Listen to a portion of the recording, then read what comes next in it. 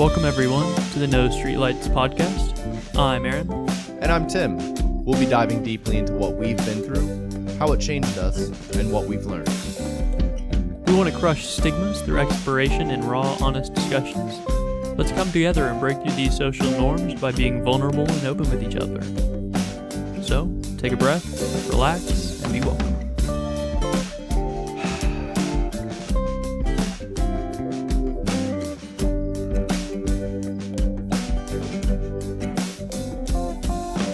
A huge thank you to Highland Markle for the original music, as well as all the pre- and post-production assistance. We couldn't have done it without you, brother. Thank you. You can find him on the gram at HYLANDMARKLE for all of your mixing and mastering needs. That's what I'm talking about. I'm made of cheese. And I'm entirely made out of Swiss. So what are you wanting to talk about this week, Tim? I had a thought the other day where I was kind of just running through, what have I been going through and what have I been doing? And I kind of landed on to this big question I had. Why haven't I done this sooner? What took me so long to want to seek help with my mental health? Why did I, much like my car, why did I let all of the problems get so big and now I'm over here spending way too much trying to fix it and get back to the norm? I could have probably jumped on this a few years ago, and I probably would have been able to, slowly cascade myself away from where I'm at now.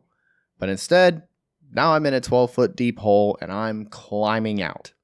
Yeah, I think a lot of people function in a similar way to where they wait until they're drowning to call for a lifeguard.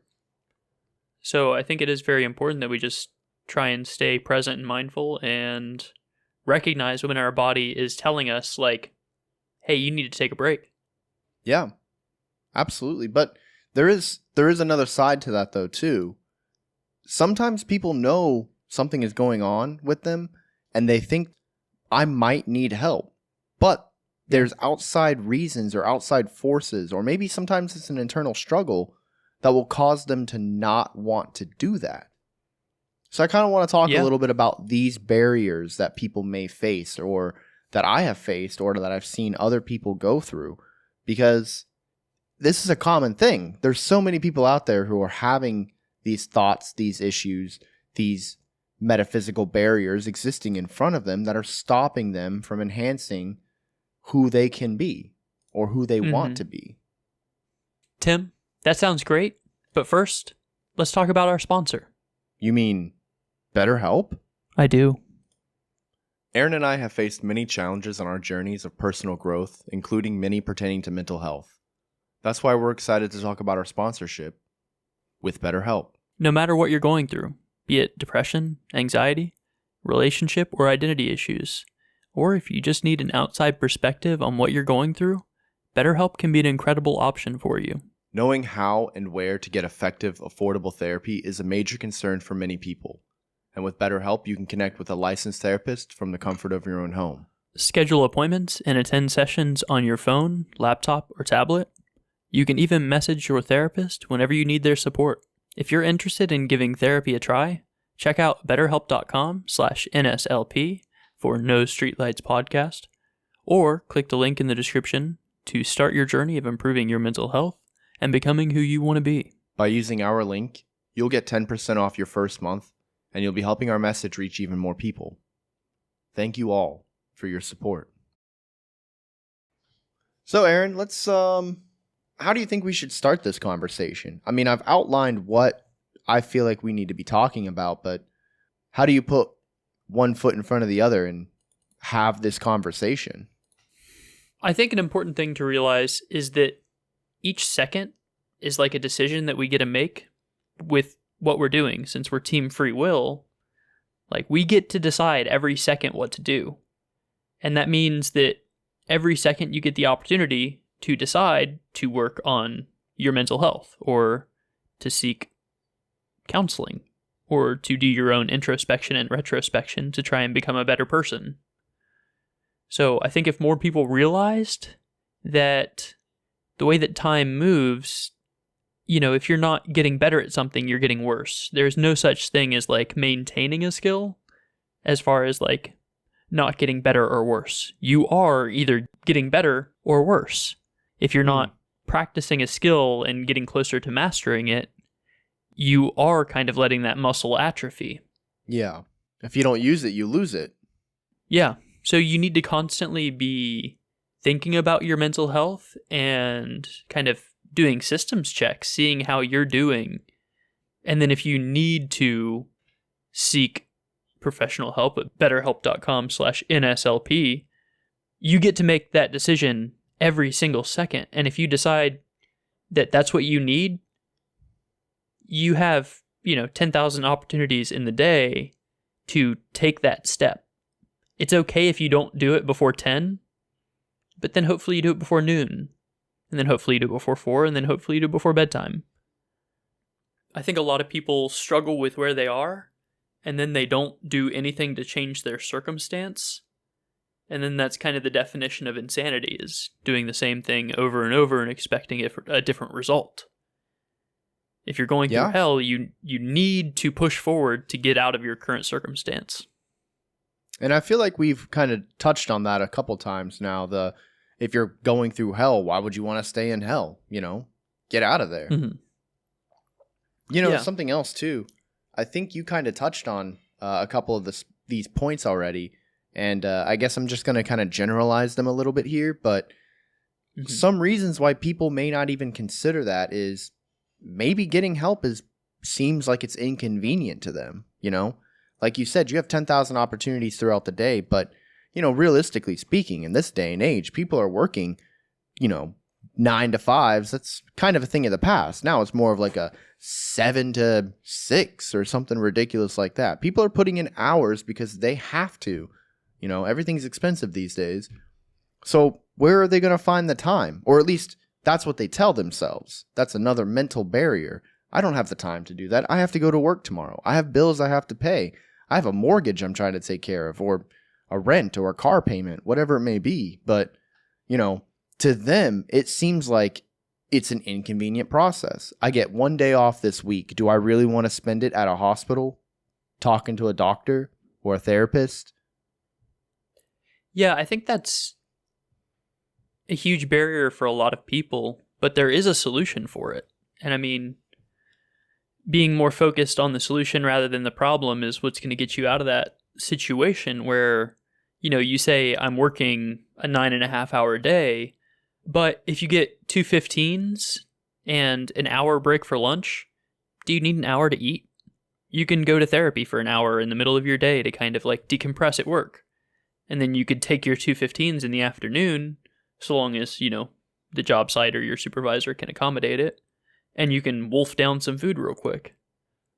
Sure. I've had people below me before with therapy appointments, and as long as we're all communicating, and we say, hey, Tim has an appointment on Tuesdays from 9 to 10. So every day we know, we're going to kind of pick up a little bit of slack for this hour, and then you're going to come back. But, the 8 hours that you're there on site, you're going to be working your tail off. Yeah. Because you're part of a team that respects and appreciates you and accommodates you. And if you're not part of a team that respects and accommodates you, then maybe you don't need to be putting so much time and effort into that job to begin with.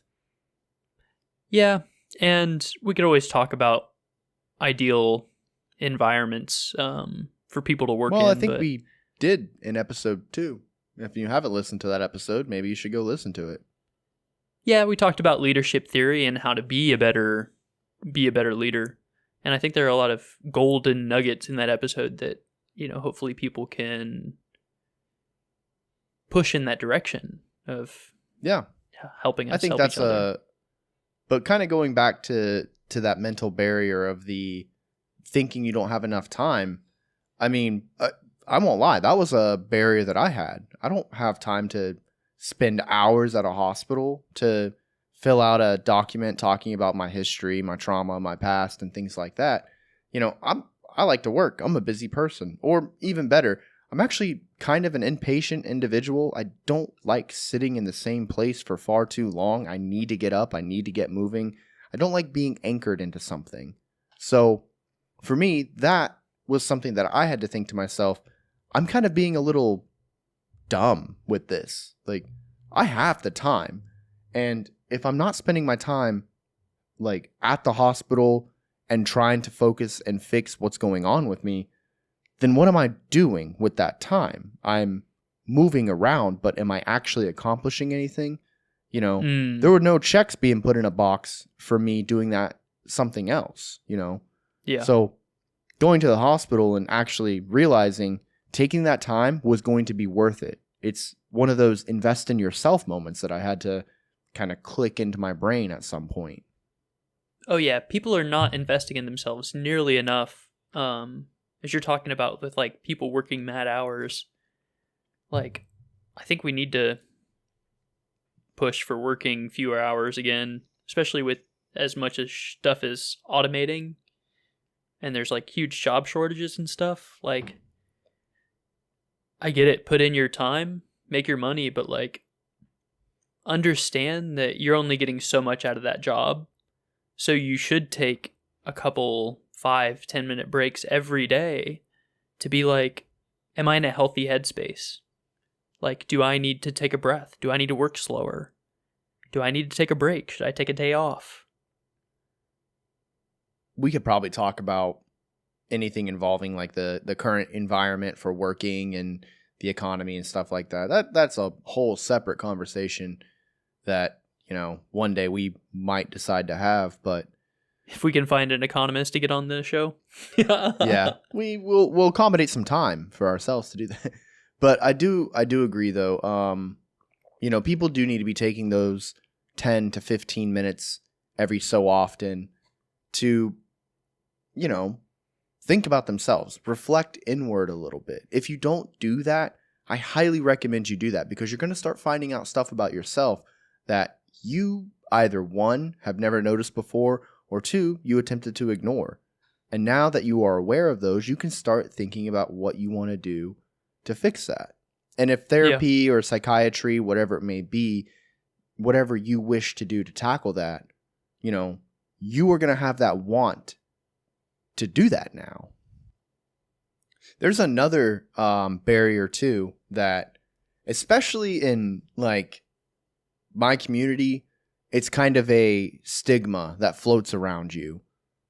If you ever decide that you want to seek out mental health, you might find yourself in a situation where you become downloaded and you can no longer carry a weapon and you can no longer stand a post. And that idea has been enough that I've seen to stop 40% military personnel from not seeking mental health, because they're worried that they're going to become downloaded. They're worried. Like, I mean, honestly, just that term alone, you're downloaded. Like, that's enough for them to be like, no, it's not worth it. I don't want to do it. I'm going to become a liability to the watch bill. I'm going to create extra work for other people. And there's that stigma that floats around it. And that's one way I do think that we're changing the culture, you know, pretty consistently and across the field, like as a society is. I can remember in Japan, my buddy coming to me and saying, hey man, I know you're technically my supervisor, but you're also my friend. So I wanted to tell you, like, I need some help. I'm depressed. And I was like, cool, too easy, man. Like, we got you. So I went and told my supervisor, who said, okay, well, we need to go download this sailor just to make sure they're okay. And, you know, we'll schedule them an appointment with medical, blah, blah, blah. So we went out, hey, bud, we're going to download you. It's for no like long period of time. We're just going to bring you in the office, talk to you, see how you're doing and how we need to help you. Because that's far more important than this job. You. So, you know, we downloaded him, brought him in the office, talked to him. Said, yeah, you know, I'm fine to be uploaded. Like, I can do the job. I need to talk to somebody because I'm very sad. And I don't want to live this way. So if you don't want to live that way, you have to do something about it. And they chose that they were going to seek therapy. And that's really good. I've seen some people who a little different than that. This individual, they were clearly going through something. I don't want to begin to think about what it might have been, but there was something going on. They had unresolved issues, traumas, anger problems, something to that effect. And this individual had begun to worry people around them because of the way that they would act at work. Yeah. To the point where a couple of us in a leadership position got together and said, hey, this is becoming something somewhat concerning. Like, we need to talk to this sailor. We brought them in, told them that we were going to download them, similar to what you did, right? But wow, that situation, like, this person was not about it whatsoever. They were like, you're not going to download me. Don't take away my gun. I want to do my job. You know, they were very adamant that everything's okay.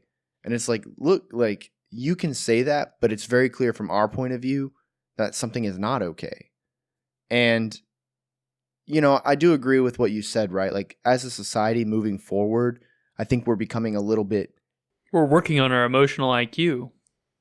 Yeah, we're incorporating that into more of our day-to-day thought process. Like, the concerns of people's mental health and where they're at, you know.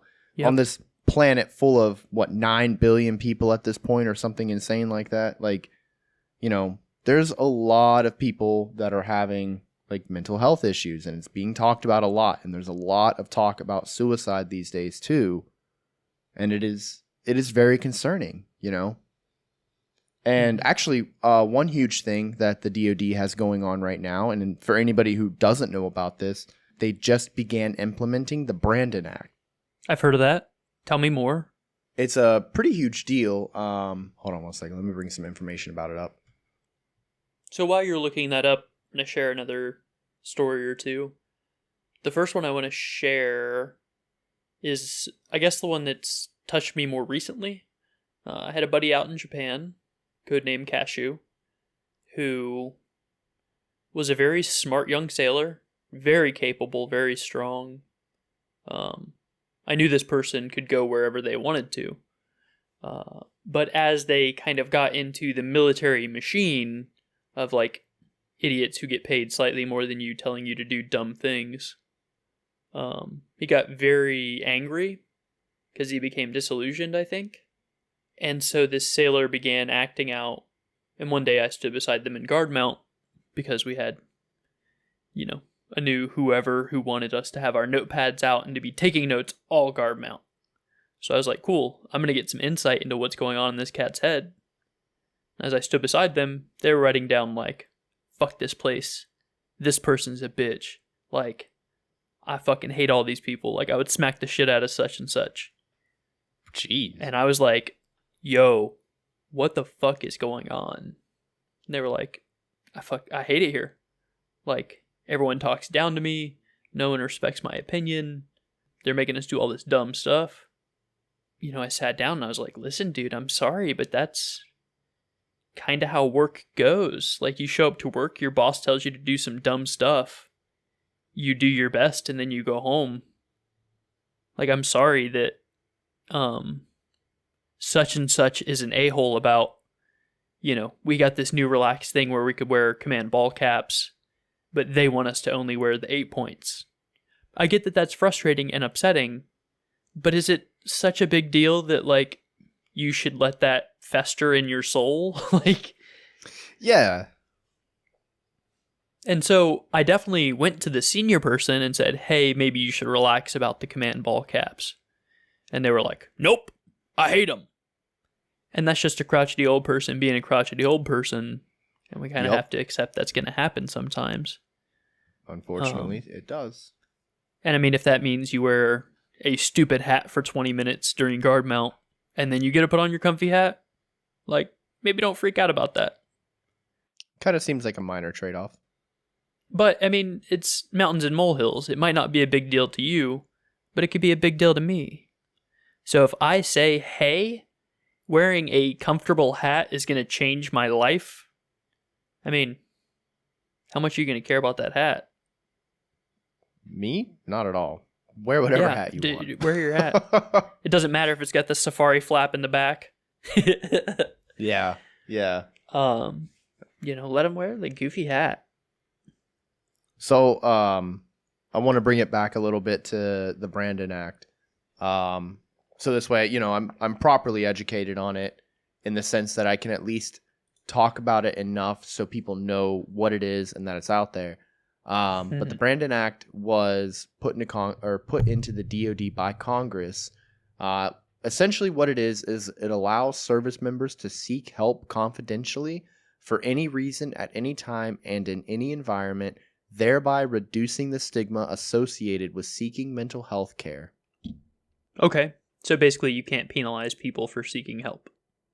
Correct, yes. So from my understanding, whenever I was first initially told about it, when the Navy actually started looking at bringing it into effect, pretty much what people were saying was like, if at any point you feel as if you need help in any way, shape, or form, you don't have to say anything to your chain of command. All you have to say is something along the lines of, I'm enacting the Brandon Act, and then boom, that's it. That's the only thing. Yeah, but that's a lot like FMLA on the outside in the contracting world, which is like family medical leave of absence or whatever.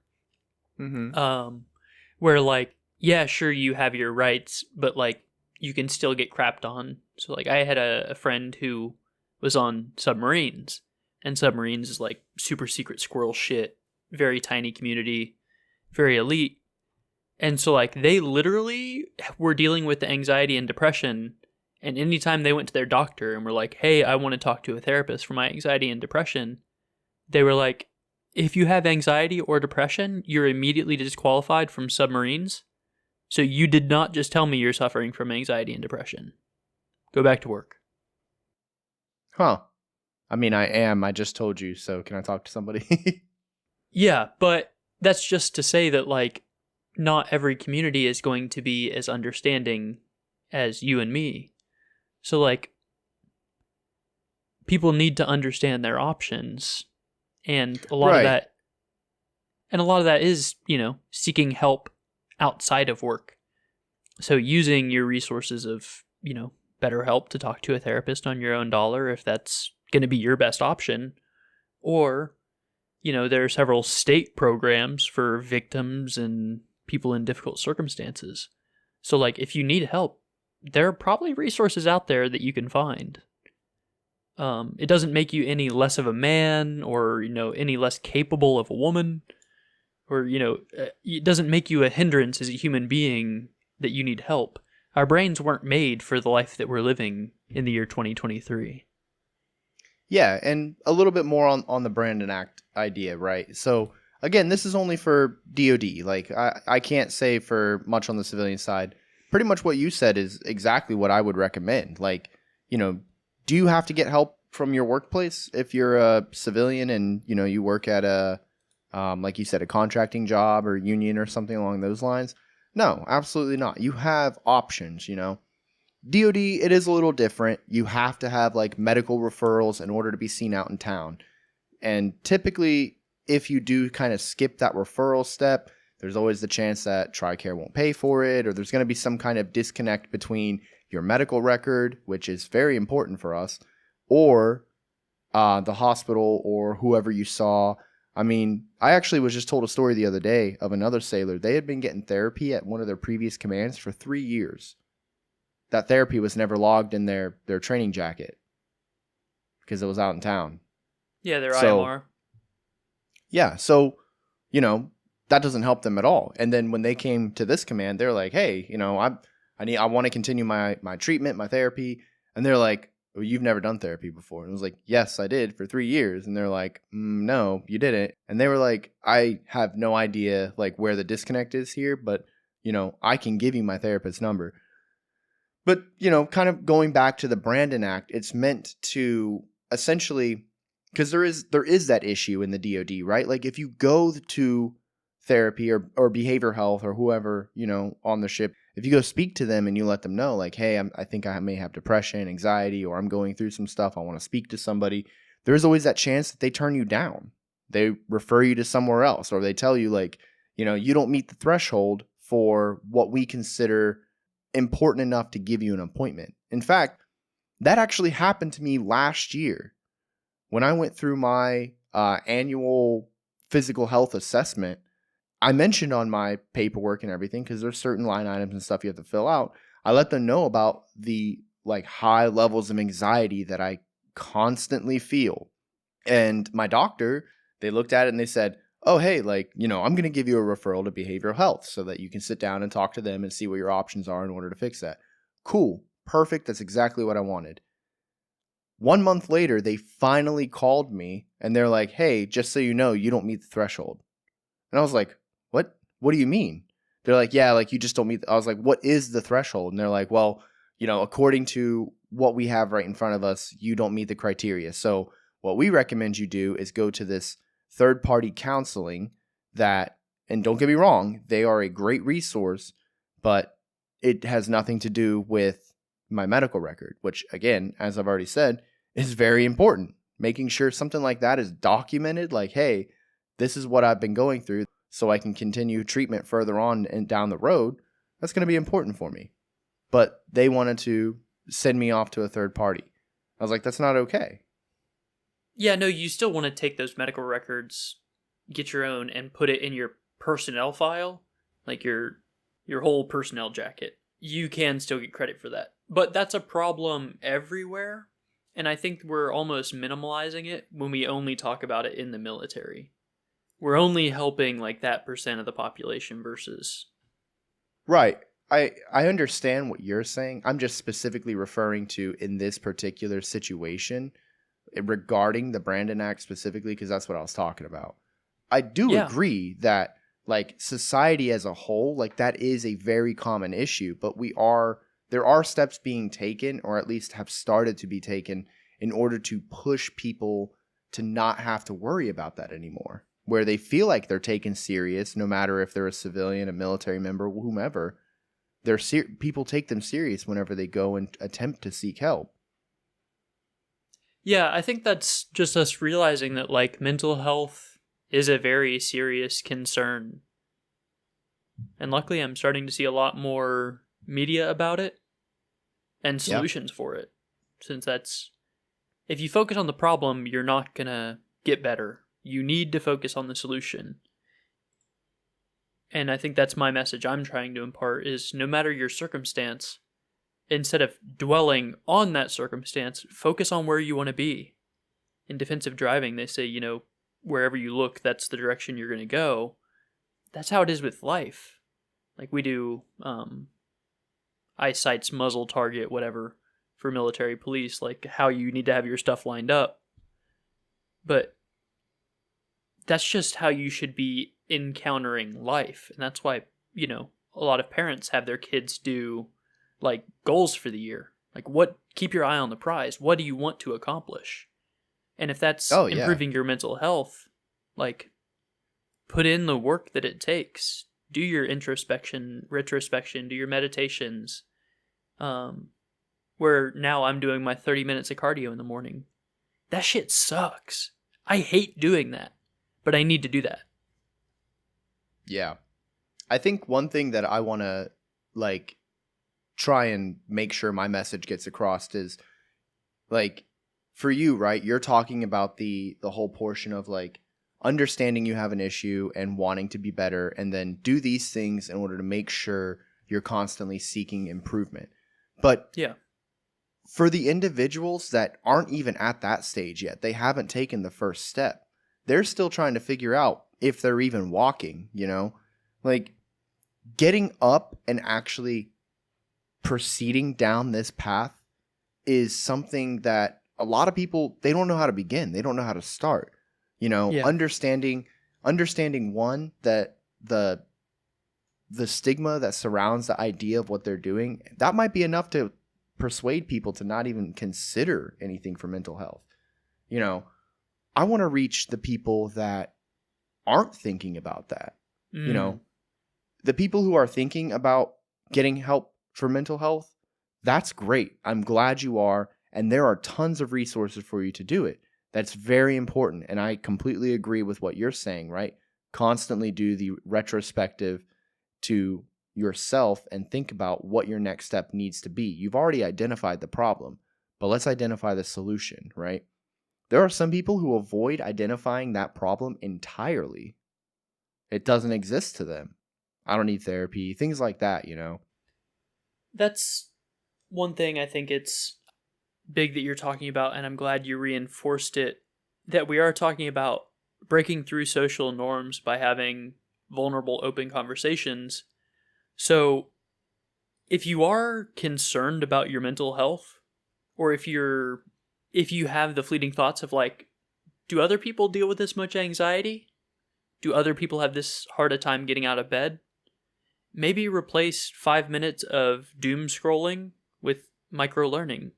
Get on YouTube and type in like science of depression.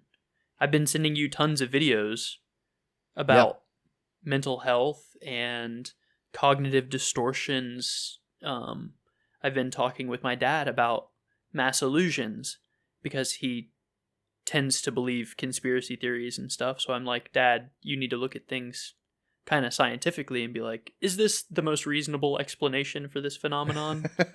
Occam's razor, baby.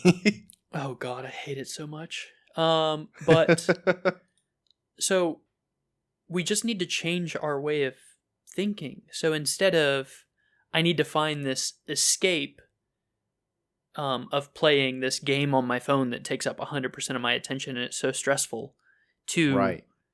how do I learn about reducing my stress load naturally?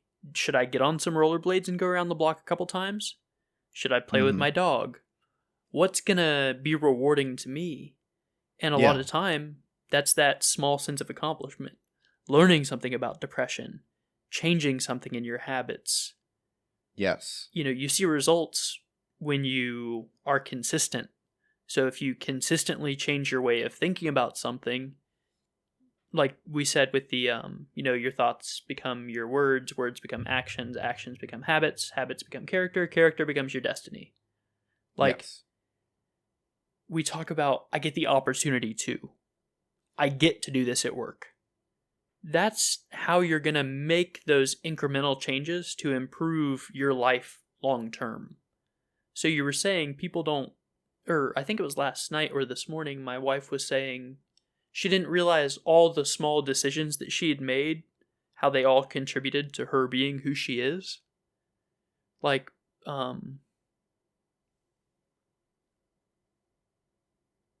She was talking about Brazilian Jiu-Jitsu and how she went to a BJJ class. And they were like, hey, do you want to roll now that you've kind of looked around and talked to people? And she was like, that one moment of saying yes instead of saying no changed my life so drastically. And that's, each moment has the opportunity to be that revolutionary for you. If you're concerned about your mental health, spend 5-15 minutes a day working on it. Find a cognitive behavioral therapy book or a mental health workbook. There are hundreds and hundreds and hundreds.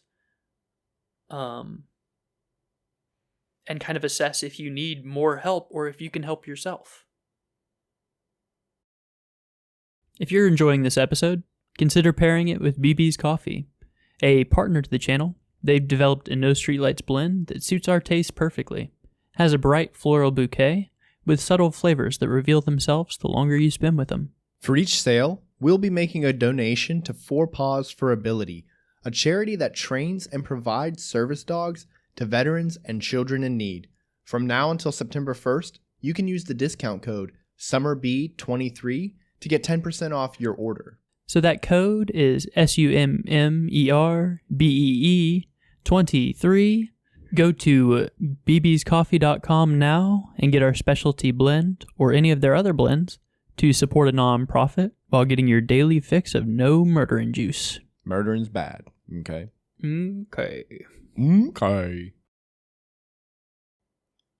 I really like that you mentioned that story about your wife with the one tiny decision she made and how it put her on a completely different path where because she said yes, something completely different happened.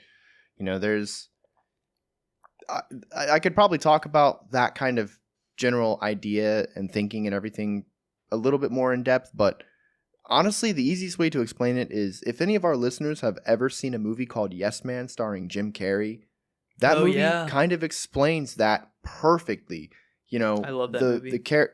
If you haven't seen the movie, I highly recommend it. It is, I'm not going to say it's one of his best movies, but it is a very good movie. I very much like it. It's also where that meme where the step down from that ledge, my friend, that whole thing came along. I loved it.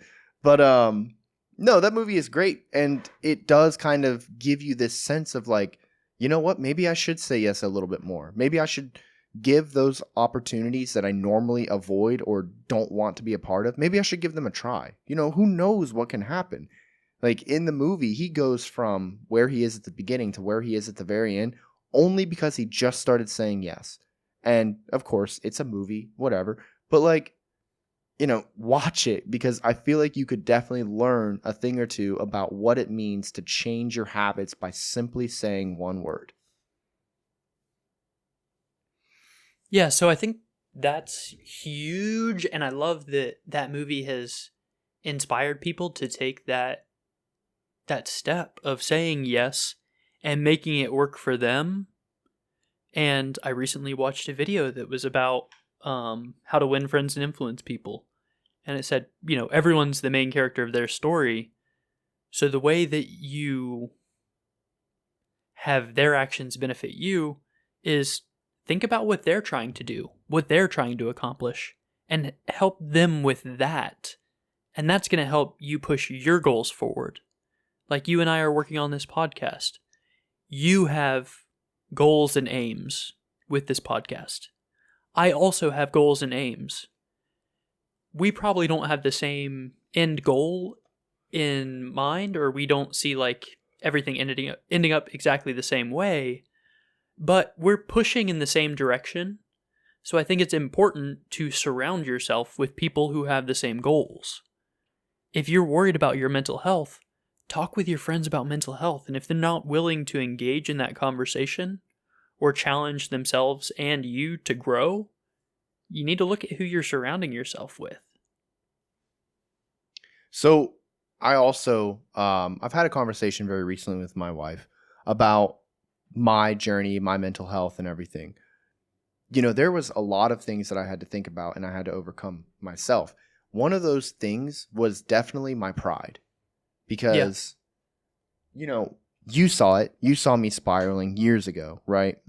I remember because I kind of remember you having a conversation with me. I say kind of remember because I wasn't in the right headspace. But I thought to myself, no, I can take care of it. I've always solved all of my problems. I don't need help. I don't need to talk to anybody. It's another battle that I'm going to fight on my own. I had too much pride. I needed to swallow my own ego and decide that this is a little bit bigger than me now. And I think one of the biggest revelations that made me come to that decision was, getting married. Now my life was not just me. My life was about me and my wife. Yep. And that became incredibly important. I have to take care of myself for both of us now because she needs me and I need me. Before, I just needed me. So overcoming that barrier was something that I had to face too. And dealing with my own pride and my own ego, that took a while to be able to be like, okay, I'm finally ready to open up. I'm finally ready to seek help. I knew there was a problem. I had already identified that. But I didn't want to get help. That's a huge thing that I think a lot of people don't actively work to change is, you said like, essentially, ego kills. Yeah. That's anytime someone's like, hey, can I make a suggestion? Or have you thought about how you're doing that? Or maybe should we do this? Or can I offer a suggestion? I always try to like think and say, like, ego's killed a lot of great people. I don't intend for it to kill me. And that's just a way of me humbling myself and like, I found the source of that quote that's like my own personal philosophy of every person is superior to me in some way. It's my job to find that out. And that was Ralph Waldo Emerson, who said, in my walks, every man I encounter is my superior in some way, and it's my job to learn what that is. I've translated that to be like gender neutral because everyone's better than me, not just, the men I encounter. So I think it's just important that we realize ego kills, and that if we stay humble, we're going to find more solutions together because we're going to be working collaboratively. And staying humble too, like it's going to help you, like you said, right? We're going to find solutions together.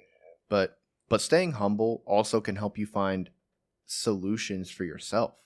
You know, I'm not going to be the person who knows enough information in order to fix the problems I'm facing. I need to talk to somebody who has actually, studied in this particular field.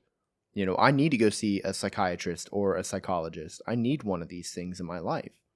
It's interesting, right? There's a quote that I personally love, and I'm going to butcher it because I don't have it memorized, but essentially what it is it's a story, right? There's this man and he's going to talk to his therapist. The man tells his therapist his entire story and everything. And the therapist looks at him and says, "So from what you told me, you're a good husband, you're a good father, you're a good friend, and you're a good son. Why do you think you need therapy?" And the man looks at his therapist and says, "I may be good at all those things, but I want to be great at them." Yeah. And we just get there by making concerted, conscious efforts. Yes, definitely. Like going to therapy. And you were talking a lot about barriers and how we can overcome them when seeking help with mental health. And I think a lot of people are concerned about the social stigma of like, you're less of a man if you go to therapy, or if you can't handle it on your own, you're a coward or a failure. Yeah. And like, I think the way that we overcome that is by sharing our stories of us going to therapy and like just realizing that therapists, like it's just a job. It's just someone who helps you figure out your shit. Yeah. Like if you talk to a therapist, like they aren't going to unlock some new part of your brain. They're just going to be like, have you considered looking at it like this? Maybe the world's not ending. Yeah, no, dude, therapists, they're great. They provide perspective. They help you look at a situation differently. And every single therapist that I've had the pleasure of meeting and talking to, they've always had this strange ability to be able to not only build that rapport almost instantly, because I'm like, oh, wow, these people are really nice, but they also immediately will call you out on something too. Yeah. But it's like in the nicest way ever. Like, oh, yeah, you're very manipulative when you say things like that. Oh, damn, really? Yeah, like a lot of people don't realize that, like, they're gaslighting people. Like, one night my wife was very upset with me and she said, "You made me feel such and such way." And I said, "I'm sorry you feel that way." And what I meant to say was like, "I'm sorry I made you feel that way." Yeah. And she was like, "Do you realize how that's gaslighting right there, my guy?" Like, and that's being a good partner, being a good friend. Like, you call your friends out on their shit. Like, whenever you were struggling, we talked to you and said, "Hey, man, we realize you're struggling. You're not doing great." Like, I even had you watch Charlie. I almost asked you entirely to try to keep you from dying. Because I was like, at least if he has my dog, he'll need to make it home to feed Charlie or take her out. Yeah. And whenever he's sad, like, he'll realize that Charlie still loves him, so he's still worth being loved, She gave me plenty of face kisses. I love Charlie. And you got her fat as fuck, my boy. She loved that. She went from being 62 to 65 pounds to fucking 80 pounds. Look, man, I also went from being like 170 to 189 or something during that time frame. Okay, food was my coping mechanism. No, I don't recommend that. Don't make food your coping mechanism. Same, dude. I've had so many. I've gotten. I need my 30 minutes of morning cardio now from using food as a coping mechanism for so long. Dude, yeah, seriously, like, I'm backtracking on all the stuff that I allowed myself to build up with all over these years, and now I'm trying to fix it. Again, the €1,000 issue with my car probably would have only cost me €120 4 months ago if I had just got it fixed. But no, I let it fester. It's fine. Whatever. Yeah, that was a mistake. And don't let things fester. Don't. It's dumb. Yeah.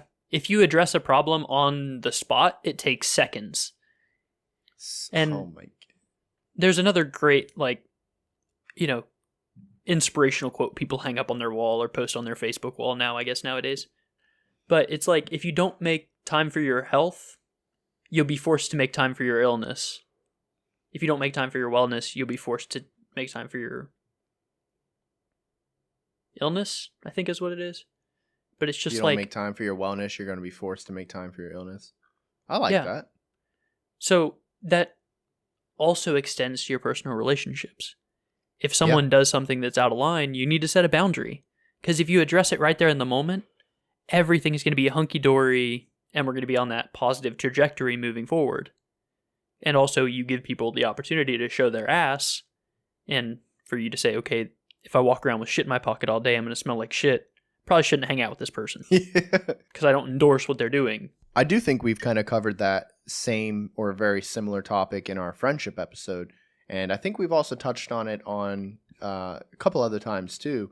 Oh, yeah. Something that I don't think we've ever directly came across with or stated in our episodes. When we're talking about, ways to develop your relationships with your friends and stuff, there's also this other relationship that you need to develop, and that's your relationship with yourself. Dude, you spend so much time with you. It's almost 24/7. Almost. Yeah. I think there's like 1 hour I disassociate for a little bit, but then I come back and I'm like, oh, I'm still here. Look at that. Yeah, dude. So, one of the yoga things that I did recently, I can't remember the channel or anything, but like, while we were moving and stuff, the person would say, make space for your passenger. And that like really radically changed my thinking, because you have to realize your body is just what you're living in. Mm-hmm. So you do have to breathe deeply and expand your midsection and move around and, break out the rust that you're developing in your joints. Like, your life is going to be so much happier when you pay attention to the vessel that you're spending your entire life in. Like, my back hurts, so I need to stretch. My neck hurts, so I need to stretch. I need to strengthen my body. I don't want to be fat, so I'm rollerblading, and I'm engaging my core, sinking down into my legs, because I love snowboarding, and I need all those muscles to snowboard. And if I'm fat as hell, I'm not going to be able to snowboard as well. Same thing, though. Whenever people talk about investing in yourself, a lot of people take that as like go to college or, take courses, whatever, right? And we also said it too. You need to invest in yourself. Take that time for your mental health and take that time to better yourself in whichever way, shape, or form, or in multiple shape and forms. But that also means better yourself in your health department as well. Take care of yourself in all aspects. There's like this general outline that I remember a chaplain had told me. There's like 3 facets that you need to be focusing on if you want to keep yourself well-rounded. And it's something along the lines of you need to focus on your physical self, your mental self, and your spiritual self. And that spiritual self, you can kind of supplement that whatever your personal beliefs are. But think of that as like your metaphysical self, like your outside experience or anything like that. Whether it's you want to pray or you want to meditate, whatever it may be. Whoever your greater power is, if that's yourself or like your potential self, if that's a god, if that's a cherubim or seraphim, like whatever that looks like, means the same thing. Yeah, absolutely. Get those 3 things in check. If you look at yourself and you're like, oh, you know what? I've definitely let one of these things slip, which is what I've done recently. I've said, hey, one of these things has fallen off and I'm not well-rounded anymore. I need to get myself back to ground zero or, get myself back into a position where I'm like, okay, everything has been focused on and now I'm going to continue to grow those. Yeah, and that's a lot of what I was talking about with like the whole entropy thing, is if you're not working on your emotional intelligence or your mental health, like you are getting worse. Yeah. So if you already have all your... a big thing that will change your life is having programs or schedules or whatever. So like every morning, I know I don't miss my cardio because it's the first thing I do in the morning. Yep. I have my coffee, I take care of my dogs, I see my wife out the door. But then I do my 30 minutes of rollerblading. Yep. I just do. We do our whole day. I eat when I start shaking and stuff because I don't have a meal plan or anything in place. So I still need to work on that. but I'm taking care of my physical body in a way that I wasn't before. And that also means, before you dive into a relationship, you should look at your emotional IQ.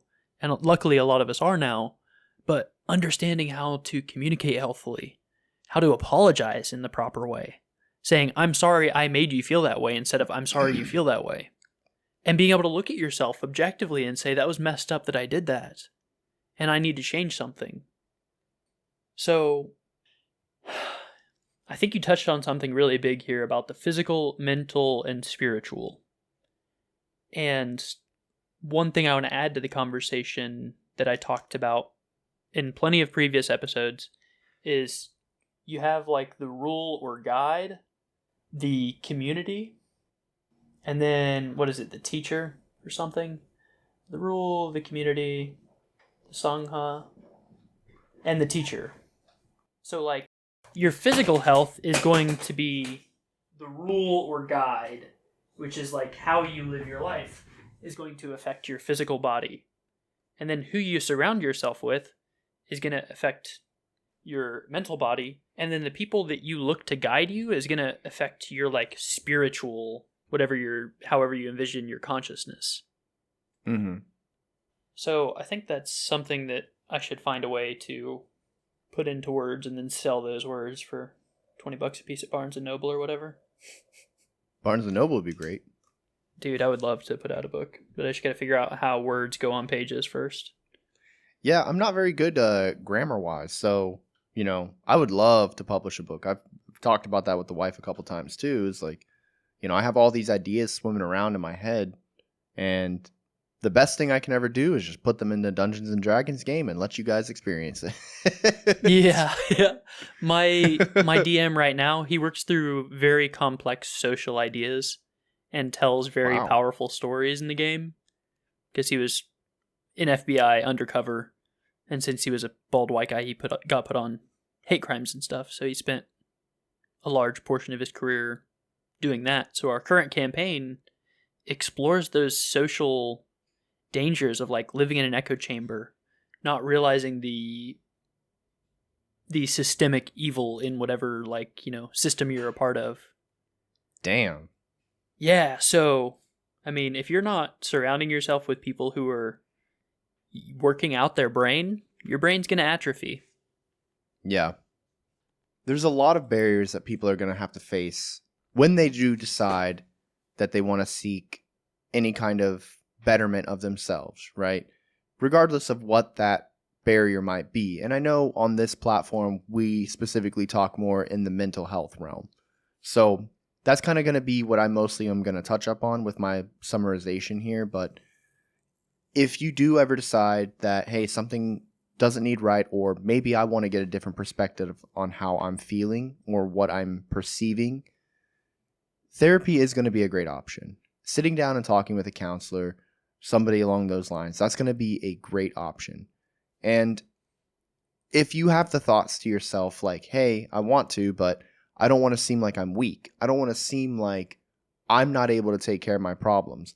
I promise you that if anybody does ever look at you like that, they're probably not going to be a very important person to you. There's no reason to keep that kind of negativity around in your life. We don't have enough. We already talked about this, right? There's only so much time you have in a day, but we don't have enough time to entertain people who have those kind of statements to make towards us, whether it's your friends, family, so on and so forth. Hey, no, I need to put up my boundary right there. You're not going to cross that, okay? This is what I'm doing for myself. And you are going to feel so much better. And, even if you tell yourself, like, I'm strong enough to take care of this, I don't need any help, it still doesn't hurt you to try and get that outside perspective, to have that other person help you a little bit. Hey, maybe you are strong enough to take care of this stuff. And at the end of the day, if you're struggling with something, the only person who is actually going to beat that is going to be you. A therapist doesn't go into your brain and start beating up your demons. You have to fight them still. You just have somebody who's able to provide a guideline, somebody who's able to put an arena around you. They're going to let you get off the top ropes like Rey Mysterio or something. It's therapy is a great option. It's a tool for you to use in order to strengthen yourself. Much like how Aaron uses his rollerblades to help him strengthen his core and glutes, you can use a therapist to strengthen your mental strength. Yeah, so I think this is important that we're talking on like the three facets of your health or your physical, mental, and spiritual well-being. And however you want to take care of those three is really up to you. But since we are focusing on, mental health a little bit right now, a huge part of that is who you have around you. So you should be able to talk with your friends, your family, whatever community you have around you with what you're going through, and they shouldn't be judging you. They should be supporting you and offering solutions. Don't surround yourself with problems. Surround yourself with solutions. And I think it's big. You said, like, not everyone needs therapy, and it sounds like we're trying to push therapy on everyone. But I think one big way that you kind of unlocked in my brain to view this is like, Tim, could you work out for the rest of your life without a spotter? Yeah, probably. Yeah, I mean, you could do push-ups, you could just do curls and shoulder presses with free weights. But when do you need a spotter? When you're doing your one rep max. Really heavy weight. Yeah, when you're trying to see what your limits are. Yeah. So if you're trying to break through those limits, you probably need a spotter. And that might be a therapist, that might be a psychiatrist or a counselor, that might be medication or an exercise regimen. So you don't need a spotter. But if you need a spotter, you better get a spotter, is what I'm saying. Yeah. So therapy, great option. Meditation, great option. Yes. Surrounding yourself with great people, amazing option. You should be doing that.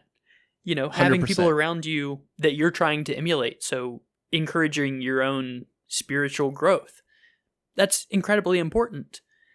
So I think that's huge, and I'm really glad we've had this discussion today, because I think that's the point that I'm pulling away from here, is that you have these three facets that you need to really focus on: your physical health, your mental health, your spiritual health. And that's by having like a schedule to keep your health on track, brushing your teeth in the morning, taking a shower in the evening, taking your medicine at night or in the morning, whatever works for you, but also having, go on a run in the morning. You said you and your wife went on a run the other day when you had to get some time in, or some time on the clock. So just do it. Dad said do it anyway. So, I mean, we all better listen to Dad. If you have people around you that are leading you down a wrong path, it's going to suck to excise them from your life. But needs done. Get it done. If you don't do it now, it's going to cost you €1,000 later. Yeah. Do it anyway. Trust me. It's going to be worth it. If your friend is digging you into a hole, don't let them dig you too deep, man, so you can't get out. Yeah. Yeah. And please get your cars checked a lot more frequently than I did. Yeah, same. Oh my God. I still need to check like my ATF and stuff because my transmission isn't happy in the Tiny Tuck. But I keep not, because it's not a problem yet. I know it will be. When it becomes a problem, it's going to be a big problem. Yeah, man, you need a whole new truck. Yeah, that's why I'm trying to get like my Uncle Ed to come tear apart this transmission and see if there's something jacked up in it. Yeah. Well, Aaron, I do think that we touched on a lot of important topics today. And I'll be honest, I don't think this conversation is over. I really think that we should talk about this again, whether it be soon or maybe we just want to do a mental health checkup on each other here, maybe on a couple episodes from now. But, for now, I think we have given enough information for people to consider, things for them to think about, and understand that just because there's a barrier in front of you doesn't mean that you need to stop. And if you don't even know that there's a barrier in front of you, maybe look a little bit. You might find one. Don't focus on the problem, focus on the solution. If you don't know what the problem is, you need to pay attention to what's going on so that you can identify, as you stated, the obstacle that's in your path. If it's you, go to therapy and work on you so that you're on your team. If it's the people around you, well, take another look at those around you. So I think we should probably go ahead and close out this one and let people chew on this for a week. And we'll bring something else to the table next week. Thank you for joining us. This has been Aaron. And Tim. If you liked this episode, please share it with someone who will benefit from it. Someone who has inspired you to better yourself. And comment on our recent posts with what you want to hear us discuss on a future episode. Be good to yourselves and each other. We love you. Peace.